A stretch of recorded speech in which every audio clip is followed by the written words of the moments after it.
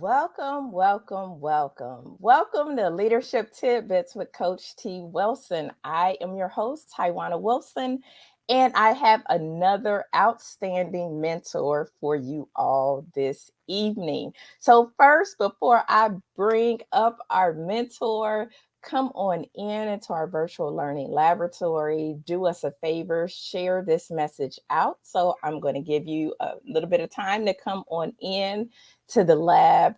Share this broadcast out with your network because, as I always say, that you are the messenger and somebody needs this message. So share it out. Come on in. Let us know where you're coming in from so that we can greet you properly. So we want to know where you are coming in from.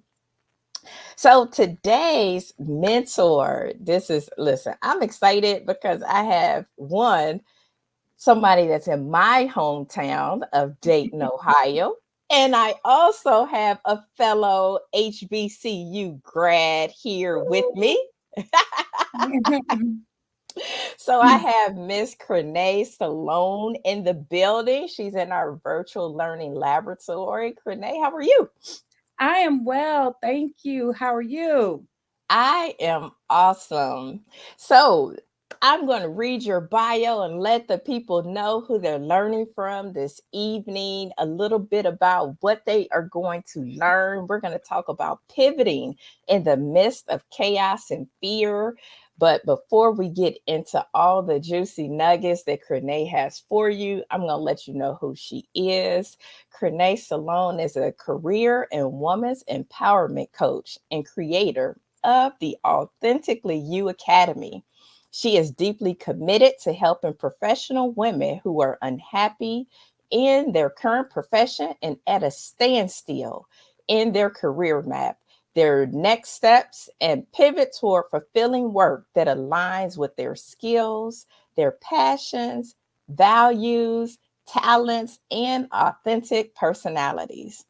Through her signature online course and other educational tools, Crenée teaches professional women how to design a career path that empowers them to reinvent themselves while keeping fears in check. Because we all know about fears. Fears will come up and creep up and tell you that you can't do something you were meant and called to do.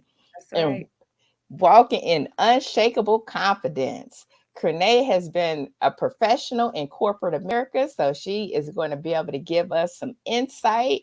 She has been in corporate America for over 20 years and made significant contributions to several Fortune 500 companies, including Pfizer, Eli Lilly and Company, GE Capital, and Synchrony Financial.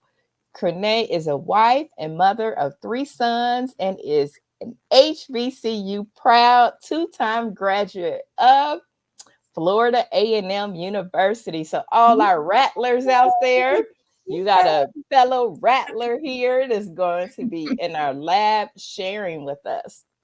So, Crenée, I gave your bio, but tell the viewers a little bit about yourself and your leadership journey. Like, how did you get to where you are today? Sure, sure. Well, my leadership journey started, I would say, at my HBCU. I went to Florida A&M in the 90s when the School of Business and Industry ruled the 90s. We were on the cover of Time magazine of having the best business school, even ahead of Harvard's business school. Our dean, Dean Sybil Mobley, had relationships with several Fortune 100 companies and 500 companies. Our internship program was bar none. Companies came down to hire us and intern us all throughout the year. We had international internships. We had year-long internships, 8-month internships, semester-long internships. So we had full working experience before we even graduated.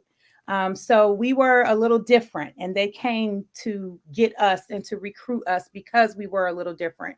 And so we were taught leadership skills. Our professional development program has spanned over 40 years. It has gone to other universities. Our former assistant dean took our program to Hampton University and has become very, very successful there as well. So my leadership journey started on the campus of Florida A&M University, and it has been developed throughout the course of my professional career. And I wouldn't have had the experiences that I've had. I wouldn't have had the opportunities that I've had, be it not for the program at Florida A&M University and our School of Business and Industry. And so I am very proud when I talk about that program and talk about FAMU and being a part of an HBCU. Awesome. And you can always tell an HBCU grad because they had that passion in their heart. You can tell. I mean, they just like my school. For those that don't know, listen, it is nothing like an HBCU. I am a proud graduate of Kentucky State University, go Thoroughbred. So That's right.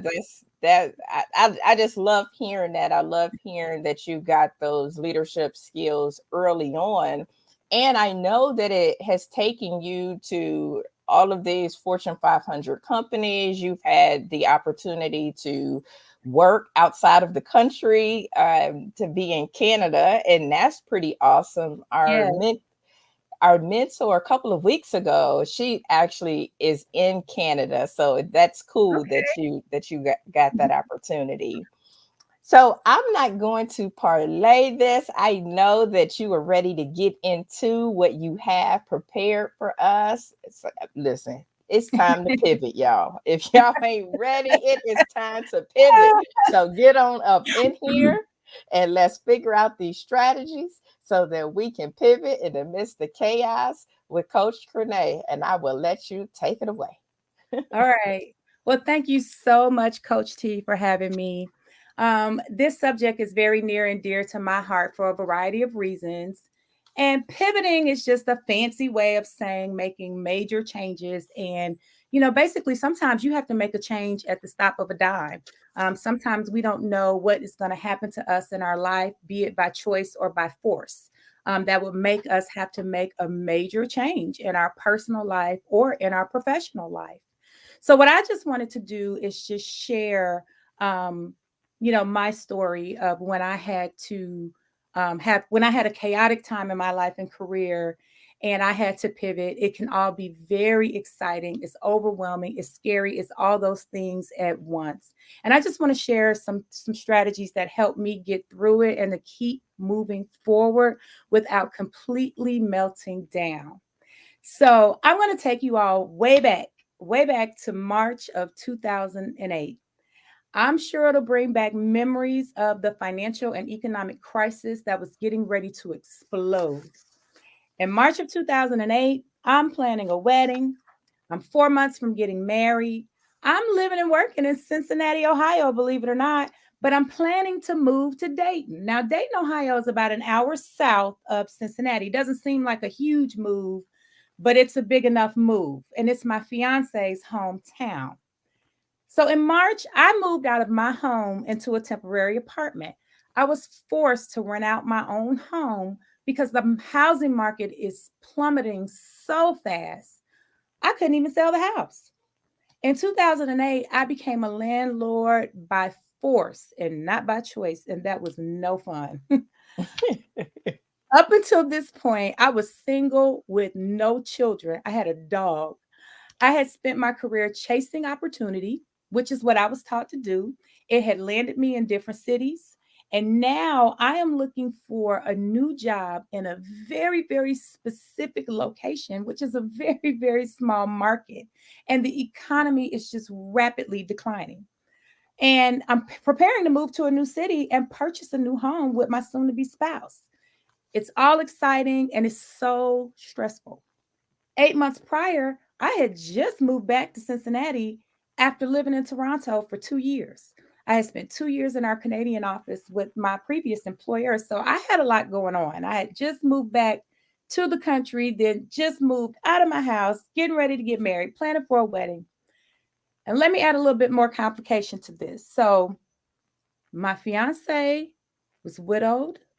He was a single father to two small boys.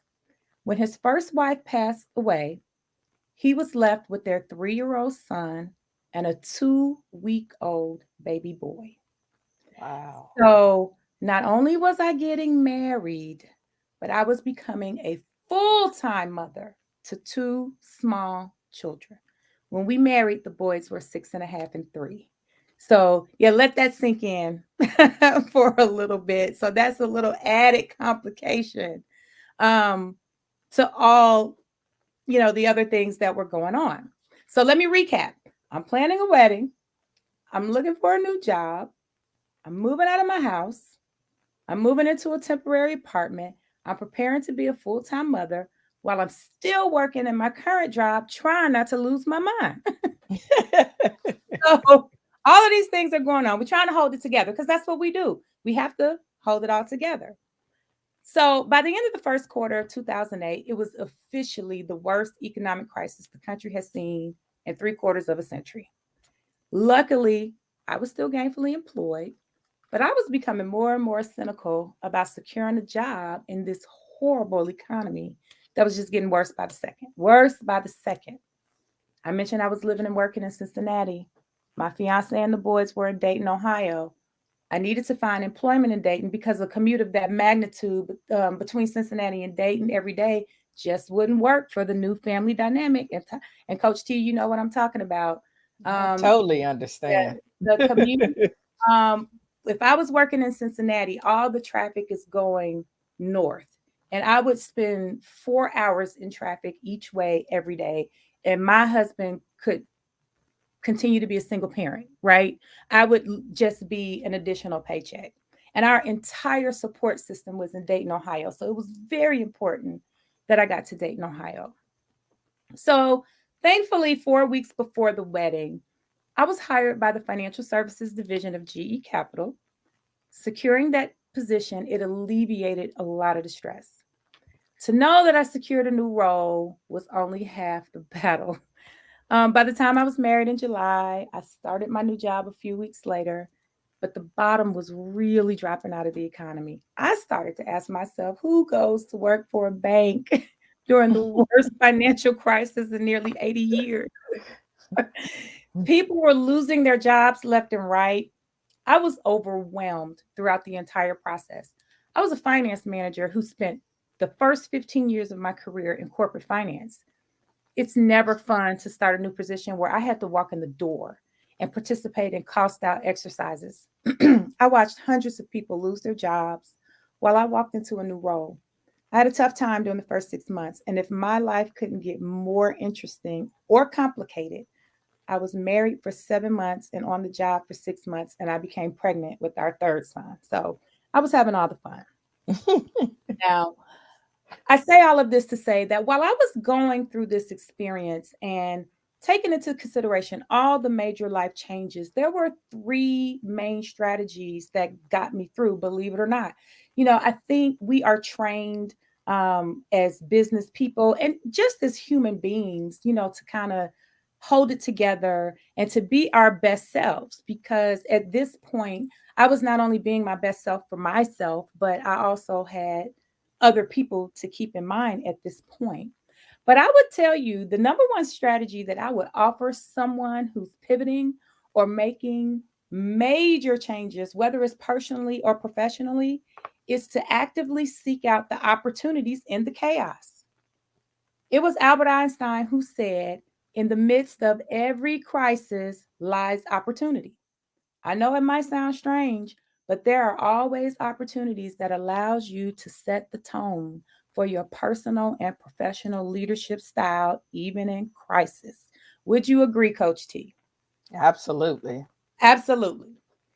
I came into my new role at GE Capital with a fresh pair of eyes during a dire financial crisis.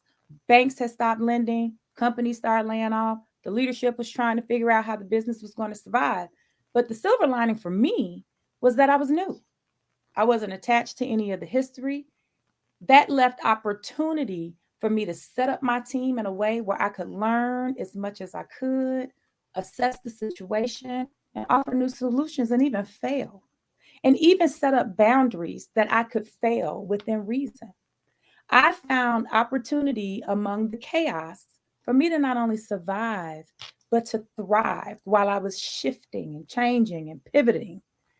Lo and behold, The exact same strategy worked for my new personal life. I was now pivoting or transitioning to a new role of a new full-time mom and a wife. I didn't have any children. I brought a dog into the marriage. A dog. That's all I had. Take care of myself and a dog. Now suddenly I had a 6-year-old and a 3-year-old depending on me every single day. And still the dog. It was very scary and exciting all at the same time. But the opportunity for me is that I had to establish myself as an additional authority in the home. And I wasn't necessarily attached to the grief and the guilt and the sadness that's often associated with parenting children that lost a parent. I had more objective eyes, if you will. It was a major change for everyone involved. But instead of being paralyzed with fear, I welcomed the challenges and I used it as an opportunity to grow and bond. And while it might seem a little strange, I encourage everyone who is changing, pivoting, please be open to opportunities and challenges, even when it is crazy and chaotic. You have to be open to that. And the fears will crop up, but it is not so that you are fearless, but it is so that you work through in spite of the fears. So that is the main strategy that I say that I would use, Coach T. And then I'll move into my second strategy if you didn't have any comment. And I'm looking at the comments here. And yes, don't be paralyzed by fear. Please don't. That's what fear would love for you to do. It would love to stop you in your tracks, but you have to keep moving. And that was such an incredible story because there was a lot going on during that short period of time. And you're Yeah. right, it would have been easy to be paralyzed by fear, by the unknown. You know, you had a lot of life changing events happening all really, really fast, emotional events. And so to be able to pivot during that time and use it as an opportunity, I think is was awesome. And I think that's great information for our viewers to be able to hear and know, because somebody right now somewhere is going through exactly what you said. Where there is like career is crazy, family is crazy, Mhm. you know, maybe somebody just passed away unexpectedly and they're like, I have no idea how I'm even going to keep this thing together. So just you telling your story and telling that part, the housing market being crazy, I mean, it was just crazy. And here you are today, your boys are growing up and, you know, married still, and, you know, still having an awesome career. And that's just it just talks to your faithfulness, and it just talks to your willingness and your flexibility and your endurance of being able to go on. So yeah, good stuff. Yeah. So I that is one of my favorite quotes. And I know it might seem like an odd thing to remember, but I learned about that when I was in high school. In the midst of every crisis lies great opportunity. And if you all can hold that close to you, I think that you can get through anything. So I'll move on to my second strategy, which is more practical. And I know a lot of women in particular, we're practical creatures. And I would say is having a willingness to reprioritize commitments and activities. This is really how you remain focused. And I think it's easier said than done, but we seriously have to think about putting pen to paper or fingertips to computer, even if it means taking a half a day or a full day vacation to get it done. Please make peace with the fact that some activities and commitments will need to fall off the list altogether. Businesses and corporations reprioritize all the time. That's how they optimize value added activity. We must treat our own lives the same way. During a chaotic time, and particularly during that chaotic time, it was hard for me to get rid of activity that was simply not adding value. It seemed like everything was important because everything was important. You know, I moved out of my home into a temporary apartment till I got married. I couldn't sell my house because the market was horrible. We had to sell my husband's house and move into the new house we bought together. The new house we bought together needed to be renovated. There were so many things about the renovation that had to get reprioritized because we just couldn't do anything. So I'd invite anyone who was pivoting and in the middle of major change to really consider reprioritizing and moving non-value added things off your list so that you can optimize your time. And I promise you, you will be a more peaceful and organized person, because I know that that's easier said than done. Oftentimes we don't get to be just one thing. We have to be multiple things. We have to move fluidly. And the easier we can do that with a streamlined process, I think that'll be helpful as well. And lastly, I would say to be effective while you are going through major change, I think this is another practical thing, is that you must have a really, really, really safe place or outlet to release stress and pressure. If anyone has made a major transition in your professional or personal life, or both at the same time, you know that it's both exciting and stressful at the same time. So, a safe place or outlet could be exercise, meditation, yoga, art, journaling, or any combination of those things. I don't see any other way to survive, let alone thrive in chaotic situations while managing your fears and anxiety. Because fear and anxiety, they like to hang out together in the corner, waving at you, saying, "Hey, girl, how you doing?" That's what they do. And you must protect your sanity and your health, because without those things, you are no good to anyone. You can't be a good parent. You can't be a good spouse. You can't be a good leader. And unfortunately, I learned this one the hard way. I experienced sleep deprivation for weeks before I realized something had to give. I had never lived with anyone before. My husband snored. We were in between homes. There was no extra bed. At one time, I thought the walls were closing in on me. It took me a minute. It really did. It took me a minute to realize that I needed an outlet for me. And for me, it was exercising and journaling. But you will be amazed, or maybe not, at how stress will affect you. But oftentimes we don't find out until it's too late. We don't find out until our blood pressure is high, or until we're stress eating, or until after we've gained 50 pounds, or after, it starts showing up in the way that we communicate, with people, and we're not communicating with our spouses well, or we may not be communicating with our peers and our coworkers very well, and things start to show up. But though that's the last, practical strategy, that I would say to help you while you're pivoting, especially when things are chaotic and you're trying to battle your fears and you're trying to power through.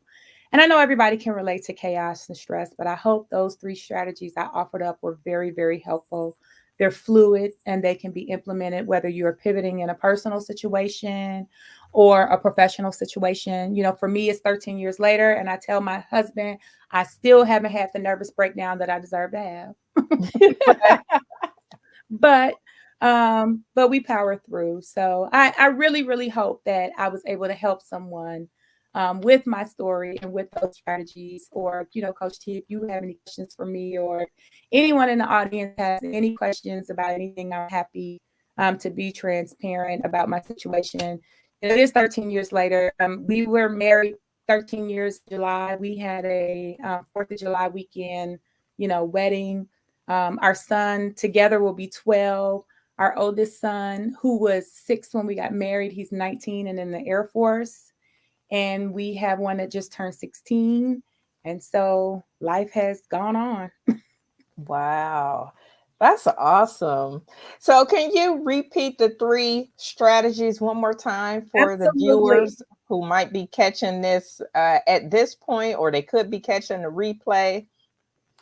Absolutely. So the number 1 strategy is actively seek out opportunities in the chaos. Remember Albert Einstein's quote of, "In the midst of every crisis lies great opportunity." That is a big one. That is always a big one. That'll keep you focused as well. The second strategy is have a willingness to reprioritize your commitments and activities. You absolutely have to remove non value added activity and optimize your value added activity. And the third strategy is to have a safe place and an outlet to release stress and pressure. So, those are the three strategies that will get you through while you are changing and pivoting during chaotic times. Awesome. And so when you were talking, it made me think about success. I mean, congratulations on celebrating your anniversary in July. That's Mhm. huge. And then with your sons just growing up and one being in the military and, Yes. the other at 16. I mean, they're just growing up. And so it made me think about success through it all. What has success taught you? Because it sounds like you've really endured and you were and are on a success journey. So what has success taught you? Well, I tell you this, being here, eh, I'm glad you asked me that question because the very fact that you invited me here and you've given me this platform, because one thing success has taught me is how important it is to be transparent and vulnerable about my own journey in an effort to help others. And the fact that you've given me this platform to do that, um, that is what I feel about success. And that's what success has taught me is that it is important to reach back and that it's important to be transparent and so that you can help others. And that's what I'm committed to doing. That's what I've been committed to doing my entire life in my entire professional career, is helping others. And as I've gotten older and as I've raised my children, it has become even more important that I do that in a different way. We work every day and we want to be the best, version of what we've been taught to be. We want to do a great job. We want to be good leaders. We want to be good parents. But as we get older and as we mature, we find out how important it is to reach back. Right. We give Mhm. those things to the people in our most important circle, but we also realize that it's important to reach outside of that circle as well. And that's what success has taught me is how important it is because vulnerability doesn't come easy for me. And I don't think it comes easy for most, right? But it's Mhm. important to be vulnerable if you are going to be transparent. Absolutely. And I'm happy you mentioned that about being vulnerable and being transparent. And that's really important for our leaders today, especially if you are a leader of people, meaning that you're a manager or you are a Mhm. supervisor.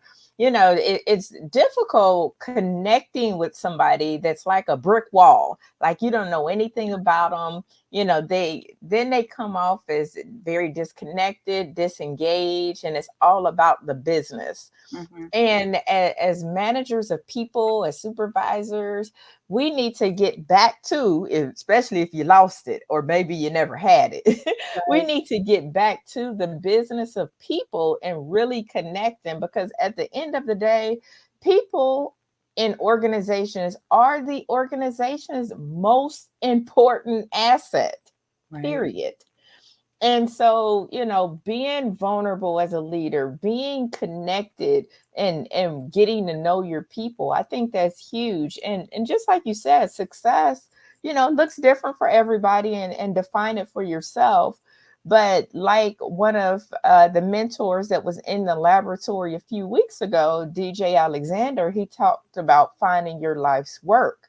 And it reminds me when you said that, it reminds me of what he was talking about is finding your life's work and that give back as you climb, the ladder or whatever the case may be, that whole, reaching back and pulling somebody else forward with you. And I'm sure as have been climbing the ladder and having great success, I'm sure you've had some failures, some learning lessons, some oh my goodness, moments that you have had along the way. So I don't like to just share the good, like, oh, you've been over, all these Fortune 500 companies and leading these teams and living Mhm. inside and outside of the Mhm. United States, and you made it. But, which is I don't know awesome. about that.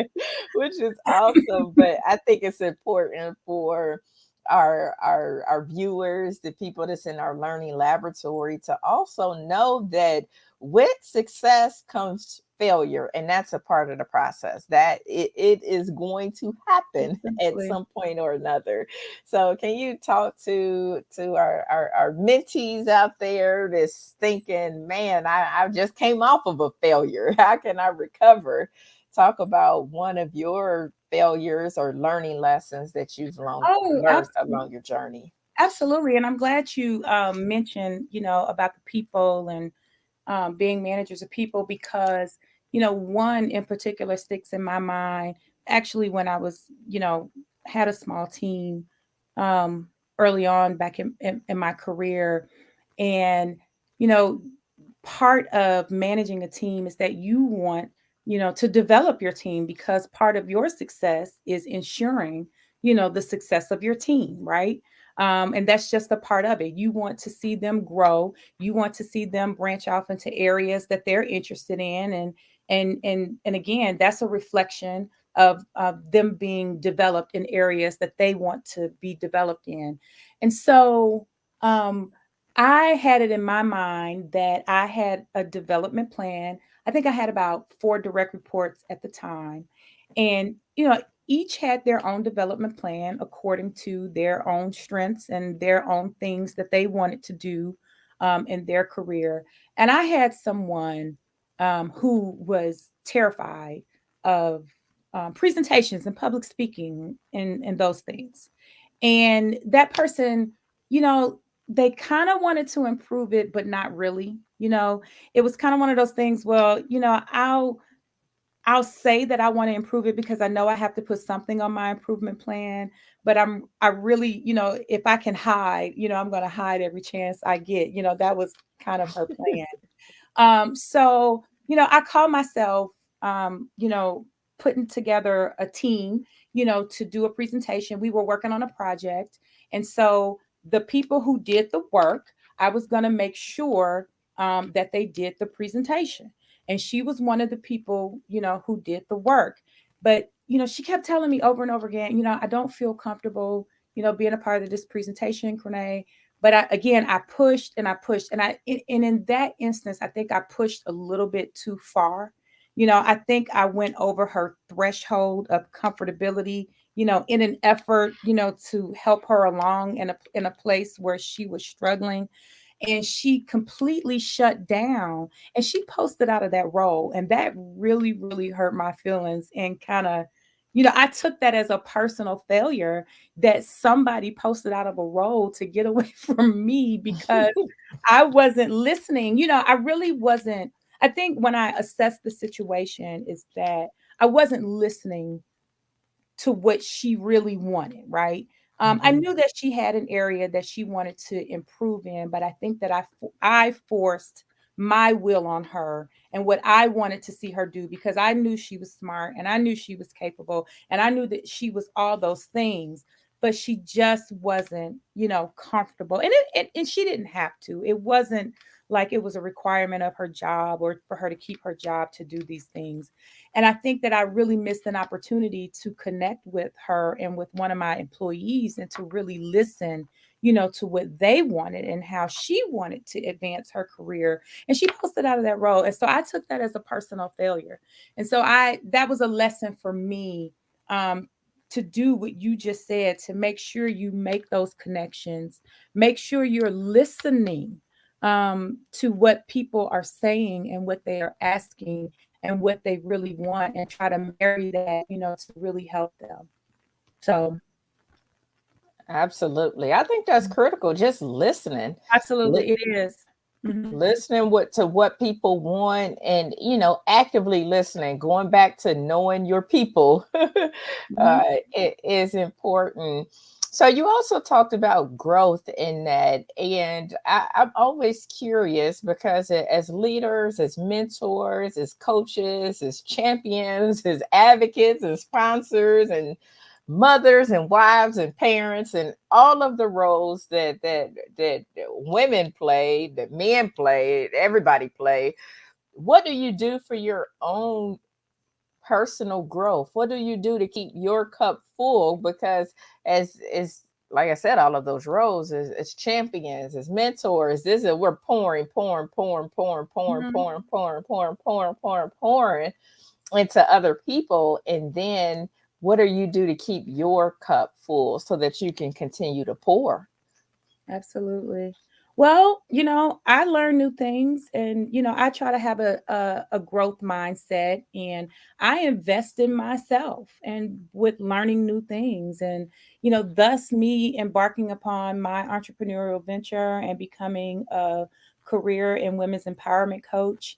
With that comes a lot of investment, of time, and, me learning, how to how to be a coach and how to engage with a group of women that I know that I have the skills to help, right?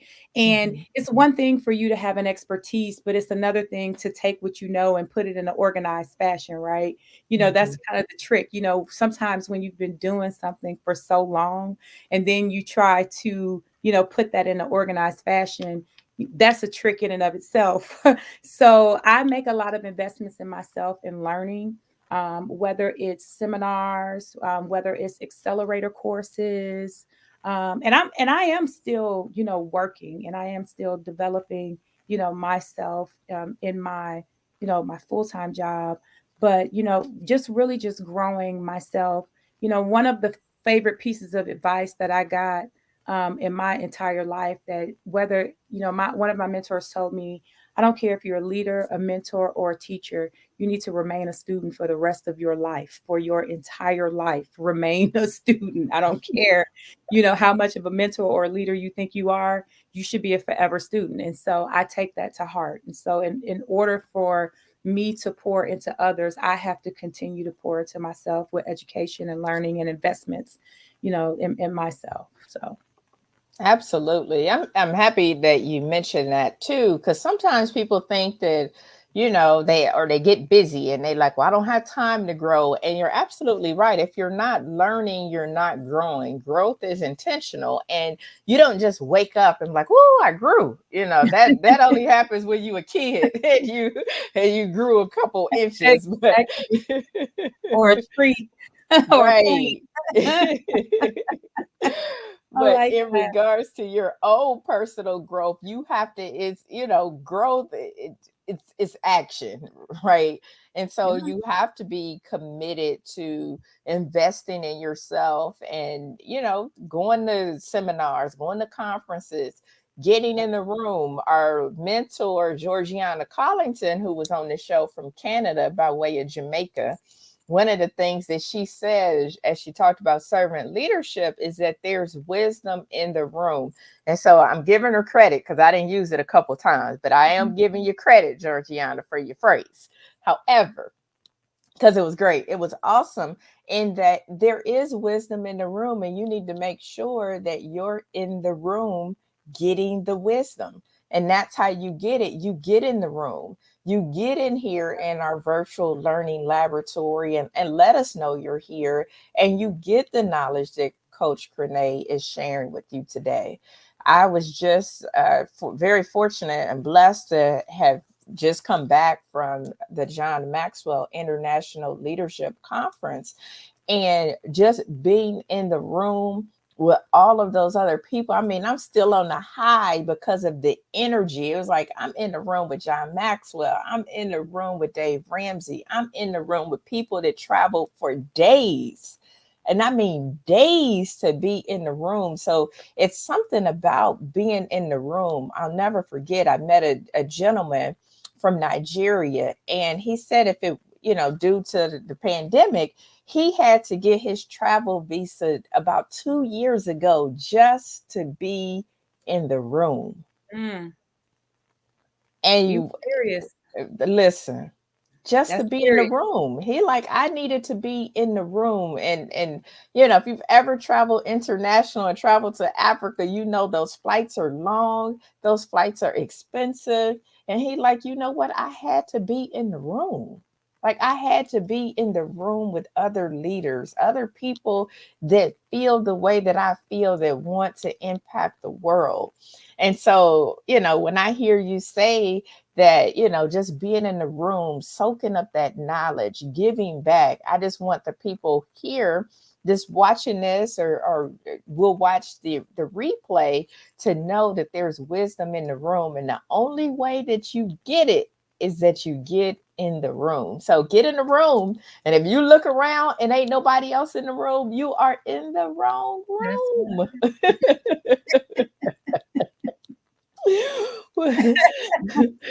I like that.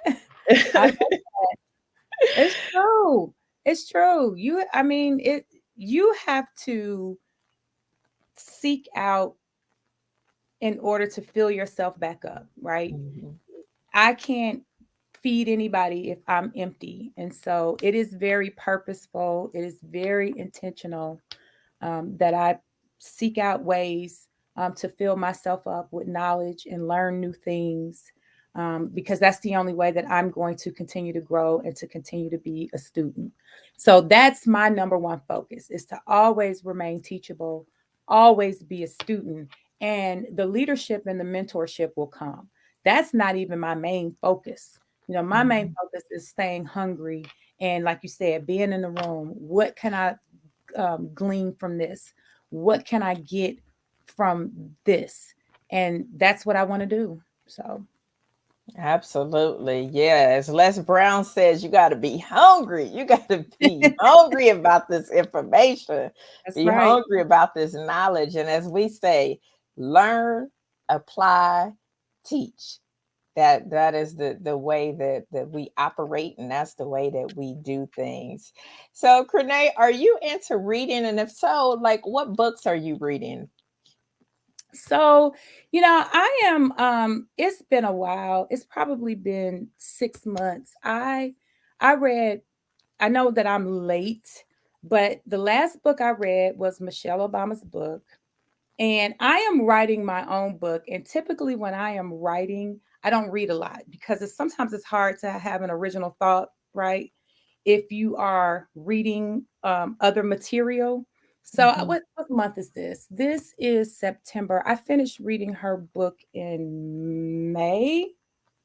And that's the last book that I read, was her book. And it was so inspiring. It was awesome. And so, but that was the last book that I read. But I am actually writing right now, and I've been writing for the last couple of months. And hopefully, before Christmas, that will be my Christmas gift to myself, is that I'll be done with my first book, that I can publish myself. So I have goals, and I'm on a path to be done. And right now, I try not to read any material while I'm writing. So that's kind of my running rule. Okay. Well, you viewers, you have heard it here first. So we are getting ready to Yes, hold you accountable yes, to your please. goals. Yes, please. Please and thank you. I'll take it. I'll take that accountability any day of the week. Trust me when I tell you. And if you have me back, I want you to ask me, send me text messages, emails, or messages. But I am writing my behind off, and I'm hoping to be done before the end of this year. I really am. So that's my first deadline for myself. So Okay. Yep. We are going to hold you to that, and we're going to check back in and see where you are near the end of the year. So, yes, you all heard it here today. So when you see Coach Crenée on social media and posting and all of that stuff, don't forget to remind her and say, "Well, how's that book coming that's along that you right. said you were going to write?" So, Crenée, we have a lot of people that listen to us that are newer in their careers. They are looking for ways to add skills to their leadership toolbox. They're looking for opportunities. They're hungry, so they listen to the show or watch the show. So, Mhm. what tips would you give somebody that's looking to add skills to their skill box? What tips would you give them on how to do that or where they could even find opportunities? Sure. Well, I always say the first place to start is with your own job and company. I will say that one thing about the companies that I've worked for is they always offered of additional training if you want to learn, right? And again, this is just something I'm throwing out there for people who work for companies that offer e-learnings or training that you can do on your own. Always raise your hand for e-learnings. That is the best and the easiest way to get new tools in your toolkit, is to offer training that your company is already offering. The second thing is that if you're new in your career, always raise your hand for special projects. If you are working, you have your job, the job that they pay you to do, right? That's the job that you have to do when you come in the door every day. But anytime there is opportunity for you to do anything additional, for you to raise your hand for a project that is not in your purview or your everyday work, that is the best thing to do in order to get additional tools or learn something new or partner, with one of your business partners to say, hey, this looks interesting. Maybe I'll connect with you and work with you on this to see what I can learn and what I can bring to the table. To me, those are two slam dunk ways that you can add tools to your toolkit. If you're new in your career and you're just starting a new job, get right on those e-learnings, talk to your manager about new things that you want to learn, and raise your hand and ask. Even if you don't even see anything happening with special projects, start asking the questions. Where can I add value? Where can I help? What who can I partner with and work with? Those are some easy things right there. As far as um, getting additional things outside of your role, there are all kinds of things out on the internet where you can invest in learning and find out about different conferences that you would like to attend on your own. And even if you find out about certain conferences that you would like to attend, find out how to tie that back to your job in some kind of way, because sometimes your company will pay for that. Your companies will pay for certain conferences and educational things. Even if you wanted to pay for it out of your pocket, that's fine. Any investment in yourself is well worth it. But as a former finance person, I would always encourage you to tie it back to how it's going to help you in your job and ask. It never hurts to ask the question if whether or not your leadership or your company will pay for certain conferences and certain leadership educational tools that are out there for you to invest in yourself in. So those are the three things that I can think of off the top of my head that are kind of slam dunks as far as investing in yourself that you have direct control over. Yeah, that was great advice. Listen, a closed mouth will not get That's fed, right. as my mom would Amen. say. That's And right. so, if you don't ask, the answer is always, and I mean always, no. 100% of the time, it will be no. And It will be no. so and so you're right. You have to ask for these opportunities. Don't wait for your employer to say, here's an opportunity. You want to be that person to feel the need, right? You want to feel the need and you want to soak up, because companies have money. Don't be fooled. They do have money for professional development. If they have money for recruiting new staff members, they have money to retain their good employees as well. So I would suggest that you do as Coach Crenée has taught us today, of asking first. Start with that, with what resources are available in your company, Also, volunteer. Volunteering is the best way to get experience in your community. A lot of these nonprofits are looking for people to serve on their boards, their committees. And so Mhm. that's a great opportunity to get leadership experience as well. Absolutely.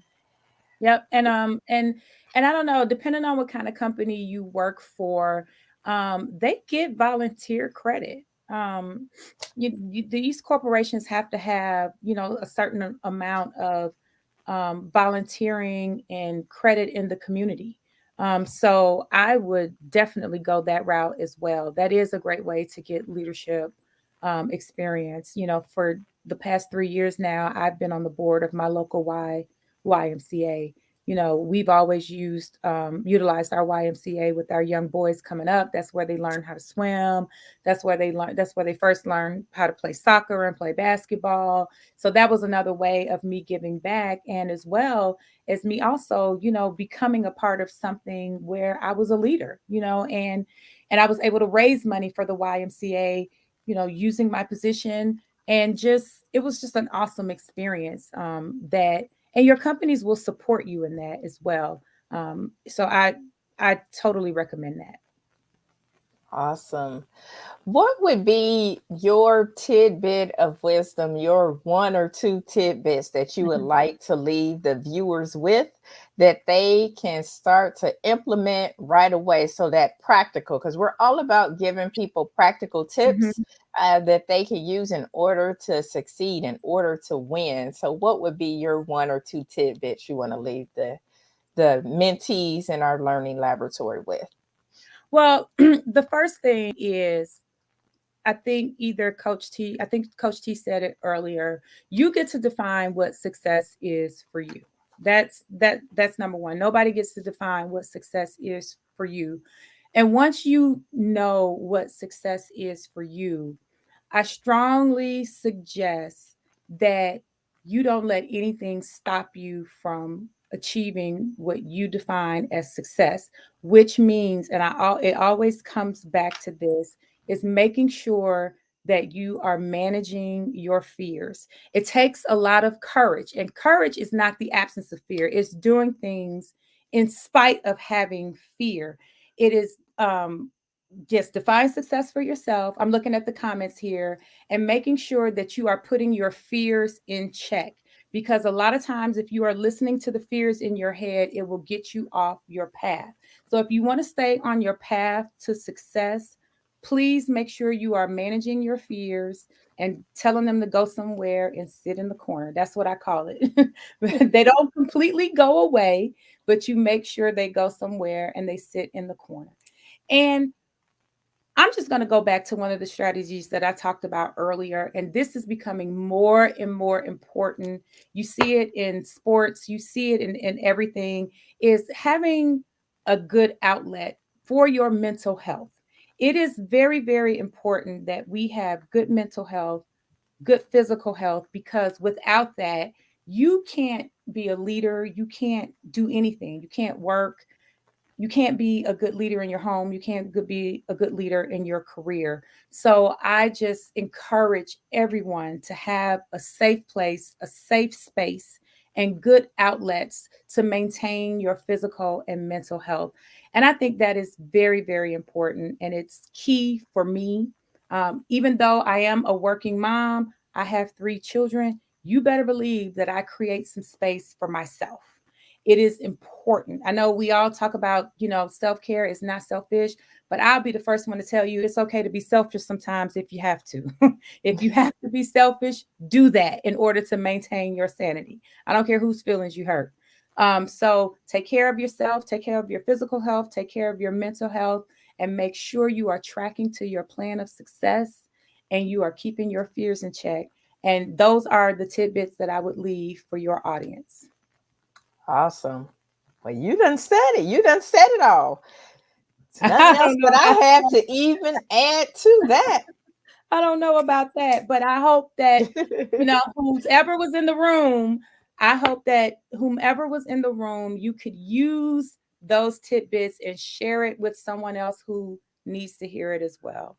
And I really, really thank you for giving me this platform. I appreciate you, Coach T. This was great for me. I just, I'm overwhelmed, and I appreciate it. Anytime. I was definitely happy to have you in our laboratory sharing with our viewers. How can they stay connected with you or get and stay connected with you? Sure. You can follow me on all social media. I am Coach Crenée on Facebook. My name is like Renee with the C in front of it, just like you see on the screen. It's just like that on Facebook. I am introducing Coach Crenée on YouTube and on Instagram. What am I on Instagram? I am Crenée Salone, Authentic Me on Instagram. So if you want to look at more of my content, I come on every Wednesday at 7 o'clock and do a Facebook Live. It's not a podcast. I don't have a guest. I typically do a 10-minute talk and give some advice, and I pick a topic. I'm not going to be on tomorrow. I'm going to pick back up next week on Wednesday. But if you want to check me out, please do. I stream on StreamYard just like this. And I try to be on same time, same place every Wednesday night at 7 p.m. Eastern Standard Time. Awesome. So, viewers, make sure you go and connect with Crenée on her social media platforms. Listen to her talk on Wednesdays at 7 p.m. That's 7 p.m. Eastern Time, and Eastern. soak up all of those nuggets that she has to share. Thank you so much, Crenée, for sharing with the viewers today. Thank you for your words of wisdom and letting us know that we too can make it through chaos, and we should not let fear try to distract us No. and try to set us back from achieving our goals. So, thank you so much, everybody, for tuning in. We definitely appreciate it. Tune in next week, same bat channel, same bat place at 8 p.m. Eastern Standard Time, where we will have another amazing show, more tidbits for you. And until next time, have an awesome, awesome day.